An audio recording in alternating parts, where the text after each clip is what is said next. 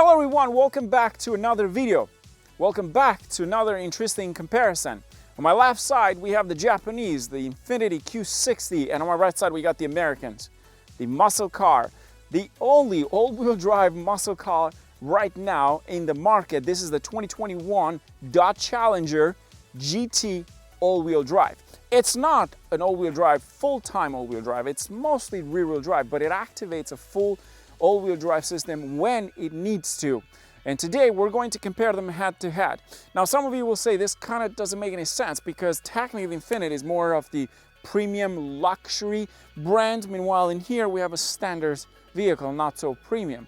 But I'm assuming someone out there is looking for this comparison. And as always, we'll be doing a drag race today against each other to find out which one is the fastest. Is the V6 naturally aspirated all-wheel drive Challenger faster than a twin turbo, which makes slightly less horsepower? That's what Infiniti says though. We're gonna find out today. Next thing you need to know is the fact that the Infiniti and the Challenger are the two models that desperately need a full redesign.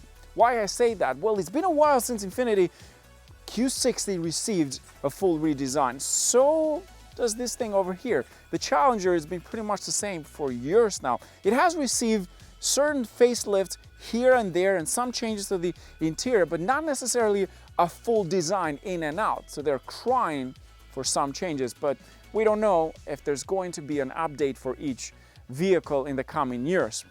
As of right now, this is what we have. Now let's talk about some exterior features. First thing you need to know is the fact that you don't need me to tell you that, but this thing over here is the biggest out of the two. And it does offer more space compared to the Q60. It's bigger, not rocket science, right? You got a bigger trunk space and more space on the interior. You can easily fit 4 people in here. You got 2 people in the back easily. It's pretty spacious in the back. In here though, you might have a little bit of a struggle. It's not necessarily extremely tight, but there is a difference between these two in terms of the second row seats. And of course the trunk space, I mean, you can just look at them. This thing can literally hide this behind that and you'll never see that there's a car behind it because it's so much bigger. It's a Challenger. Now let's talk about the interior. As I said previously, the Infiniti and the Challenger are literally dying to get a full redesign. This thing offers similar design as the 2016. In fact, you wouldn't even know that this is actually a 2017 model, which is similar to the new ones. You get some extra features. You're still getting those 2 massive screens, touch screen, one for the map, one for the settings and so on. It has cooling seats, heated seats, similar to what you find in the Challenger. But other than that, things remain pretty much the same. This vehicle needs a desperate update on the interior. Everything else looks really nice. You're still getting a nice gear knob as well. The seats are nice and comfortable, spacious on the inside. Now, in the Challenger inside, you're pretty much the same thing as well. You get the standard massive display in the front. You got the Uconnect, so nothing has changed in there. It's been like this for a while, but it's nice and comfortable inside. This is one thing I love about the Challenger. It is big, but you're comfortably sitting inside. You don't feel cramped. And also, it looks nice on the inside. You got the beautiful seats with the GT package. They have that suede and leather mix. Everything else remains very much the same like a standard GT. You're still getting an 8-speed automatic transmission in here with paddle shifters. You can have some fun. You have Android Auto and Apple CarPlay, backup camera similar to the Infiniti. So in terms of tech features, they're very much the same. The only difference is that this only offers one screen. Okay, so let's talk about the Infiniti. What do we have in here? Engine-wise, V6 twin turbo, makes 300 horsepower, 295 torque, so they're very similar. The only difference is that this makes more torque. It is an all-wheel drive, 7-speed automatic transmission. This one doesn't have paddle shifters, but I believe with the higher trim you do get paddle shifters. We do have manual mode. It's an all-wheel drive, full-time all-wheel drive compared to that, and that's what makes this thing quite interesting, and especially because it is a 2-door.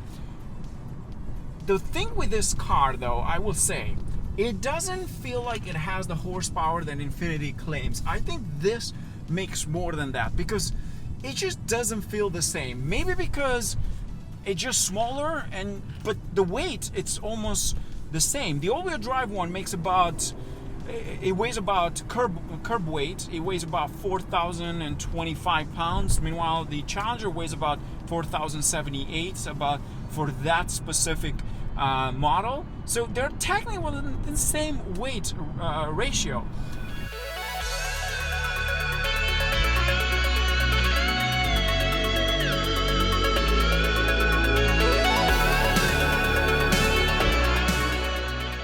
Now let's talk about the Challenger. What does it offer under the hood?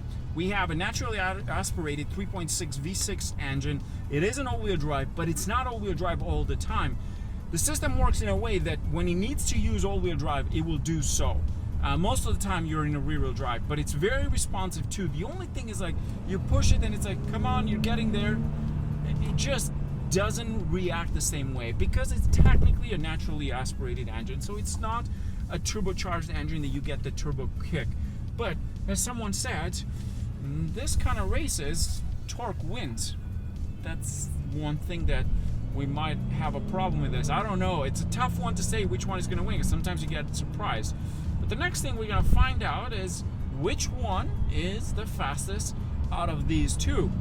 Can the Challenger take on the Infiniti? Let's find out next.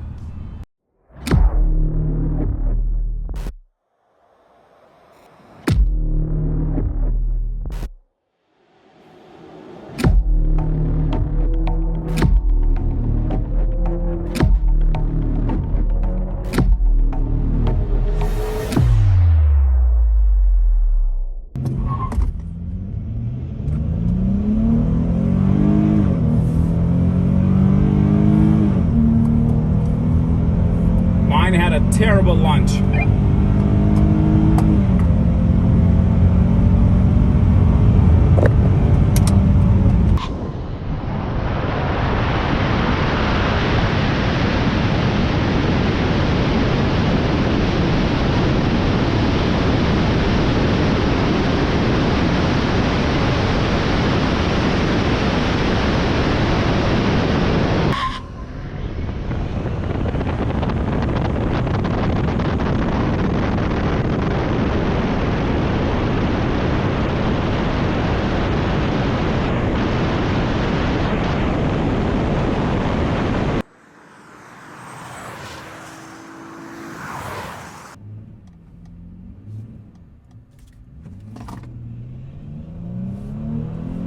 Got a better lunch this time. Oh, he's taking me. He is taking me all the way. Come on, Challenger. God damn it, you heavy machine.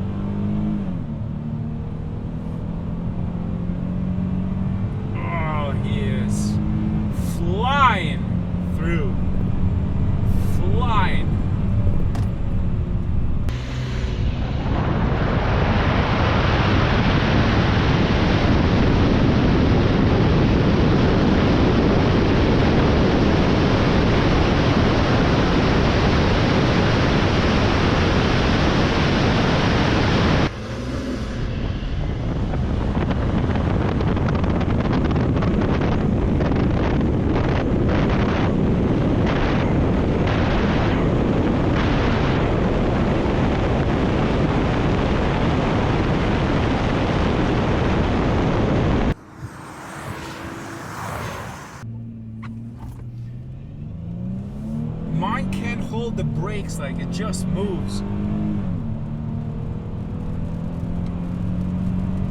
Jesus, he's gone.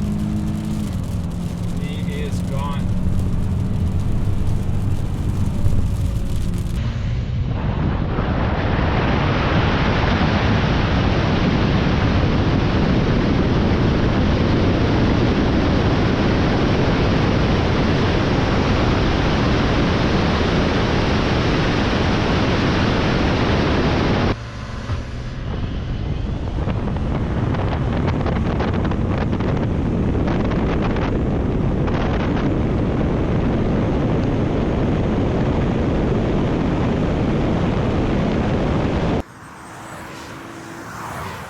to end this video.